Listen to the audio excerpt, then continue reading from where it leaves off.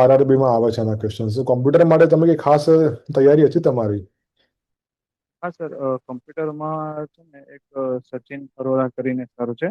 હમ. એમનો મેં કોર્સ લીધેલો હતો.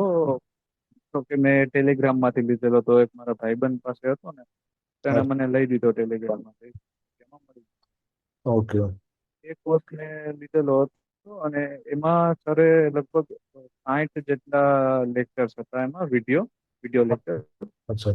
એ બધા અડધી કલાક તો 45 મિનિટ, 1 કલાક વાળા તો બહુ એમ ઓછા છે. બાકી 45 મિનિટ ને એવા જ વિડીયો, ભાઈ બધા વિડીયો મેં 2x માં જોયા. ને એ જે જેટલા પણ વિડીયો મેં જોયા ને એ બધાની સાથે પીપીટી પણ આપતા. તો એ પીપીટી માંથી વાંચી અને અમે બધા ભાઈબંધ દોસ્તારો એકબીજાને પ્રશ્ન પૂછતા એમાંથી. તો અચ્છા. એમાંથી એમાંથી પણ એ આખે આખું કમ્પ્યુટરનું તૈયારી થઈ ગઈ. તો મારે અમે જે આરઆરબી પીવાય છે ને એમાં મારે 40 માંથી 33 માર્ક છે. હા હા. અચ્છા, એ સરસ. તો બહુ 15 દિવસમાં સર કમ્પ્યુટર તો આખે આખું કમ્પ્લીટ થઈ જાય અને નહીં છે એવા જેને પૂરેપૂરા પણ આવી શકે. હમ.